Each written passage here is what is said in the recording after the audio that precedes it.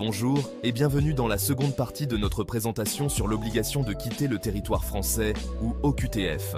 Après avoir exploré en détail les différents types d'OQTF et leurs particularités, nous allons maintenant nous pencher sur les recours possibles contre cette mesure. Nous examinerons les types de recours, les procédures à suivre et les issues possibles de ces recours. Allez, c'est parti!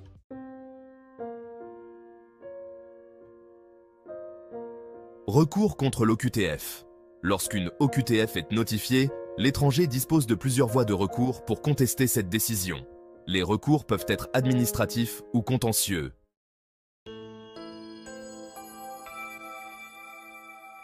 Les recours administratifs.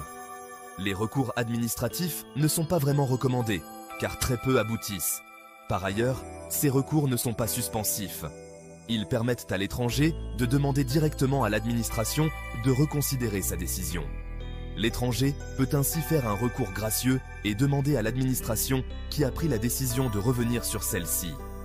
Cela implique de rédiger une lettre motivée expliquant pourquoi l'OQTF devrait être annulée ou modifiée. Ce recours doit être exercé dans un délai de 30 jours à compter de la notification de l'OQTF. Le recours gracieux n'est pas suspensif, comme dit plus haut, ce qui signifie que l'obligation de quitter le territoire demeure pendant l'examen de la demande. Il est souvent utilisé en complément d'un autre recours pour tenter de trouver une solution rapide. L'étranger peut aussi faire un recours hiérarchique. Ce recours consiste à adresser une demande au ministre de l'Intérieur pour qu'il annule ou modifie l'OQTF. Comme le recours gracieux, il est peu fréquent et non suspensif. Le ministre peut décider de revenir sur la décision de la préfecture si des éléments nouveaux ou des erreurs de procédure sont mis en évidence.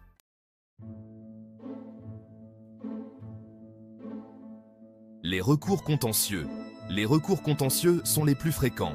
Ils sont portés devant les tribunaux administratifs et peuvent suspendre l'exécution de l'OQTF. Ce recours permet de soulever plusieurs griefs, tels que le recours pour excès de pouvoir. Ce recours est introduit devant le tribunal administratif compétent. L'étranger conteste la légalité de l'OQTF en arguant que la décision est entachée d'une erreur de droit, de fait ou d'une violation des droits fondamentaux. Le recours pour excès de pouvoir est suspensif, ce qui signifie que l'étranger ne peut pas être éloigné tant que le tribunal n'a pas statué sur le recours. Le délai pour déposer ce recours est de 15 à 30 jours, selon les cas, 15 jours.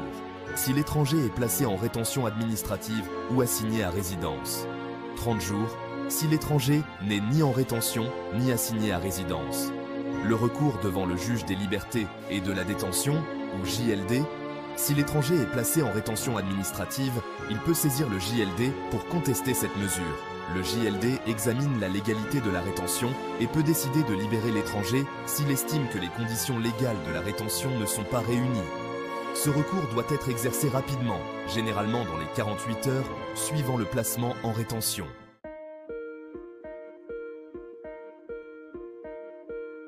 Les procédures de recours. Engager un recours contre une OQTF nécessite de suivre des procédures strictes.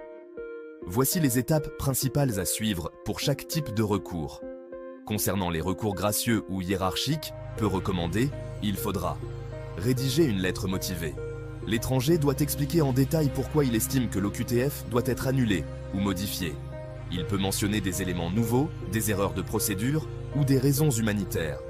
La lettre doit être envoyée en recommandé avec accusé de réception à la préfecture pour le recours gracieux ou au ministre de l'Intérieur pour le recours hiérarchique. L'administration doit répondre dans un délai raisonnable, généralement de 2 mois. En l'absence de réponse, le recours est implicitement rejeté. Concernant les recours pour excès de pouvoir, il faudra constituer le dossier. L'étranger doit constituer un dossier comprenant tous les documents pertinents, comme la décision d'OQTF, les preuves de sa situation personnelle et familiale, et toute autre pièce justificative. Saisir le tribunal. Le recours doit être déposé auprès du tribunal administratif compétent. Cela peut se faire en personne, par courrier ou en ligne. Une audience est organisée où l'étranger ou son avocat peut présenter ses arguments. Le tribunal administratif examine les faits et la légalité de la décision. Le tribunal rend sa décision, qui peut être l'annulation de l'OQTF, la modification de celle-ci ou le rejet du recours. Le recours devant le juge des libertés et de la détention ou JLD. La saisine du JLD. L'étranger ou son avocat doit saisir le JLD dans les 48 heures, suivant le placement en rétention. Cela peut se faire par courrier ou en personne. Une audience rapide est organisée, souvent dans les 24 à 48 heures suivant la saisine. Le JLD examine la légalité de la rétention et les conditions dans lesquelles elle a été ordonnée. Le JLD peut décider de libérer l'étranger si la rétention est jugée illégale, ou de maintenir la rétention si elle est jugée conforme aux lois.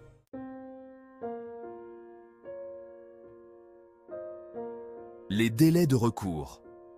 Les délais pour déposer un recours contre une OQTF varient selon la situation de l'étranger. Il est crucial de respecter ces délais pour que le recours soit recevable. 15 jours francs, ce délai s'applique aux étrangers placés en rétention administrative ou assignés à résidence. Ils doivent déposer leur recours dans les 15 jours suivant la notification de l'OQTF. 30 jours francs, ce délai s'applique aux étrangers qui ne sont ni en rétention ni assignés à résidence. Ils disposent de 30 jours pour déposer leur recours.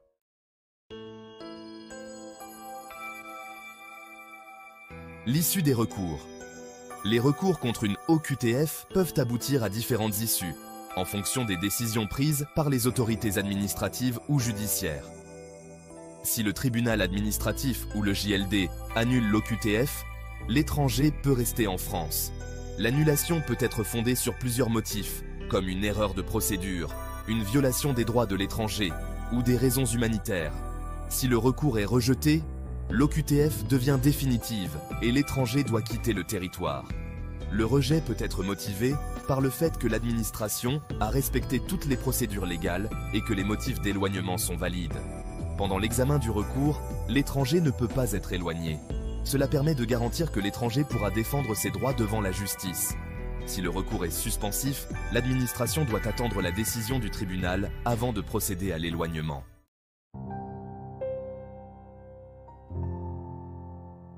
L'impact des recours sur la situation de l'étranger. Engager un recours contre une OQTF peut avoir un impact significatif sur la situation de l'étranger. Un recours suspensif protège temporairement l'étranger contre l'éloignement. Cela lui donne le temps de préparer sa défense et de rassembler les preuves nécessaires. Par ailleurs, engager un recours peut être une source de stress et d'incertitude pour l'étranger et sa famille. L'attente de la décision du tribunal peut être longue et anxiogène. Enfin, engager un recours implique des coûts financiers, notamment les frais d'avocat et de procédure.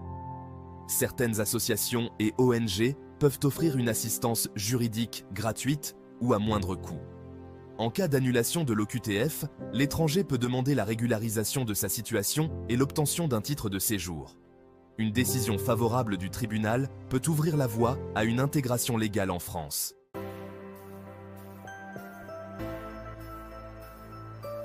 Nous arrivons à la fin de la seconde partie de notre présentation sur l'obligation de quitter le territoire français, OQTF.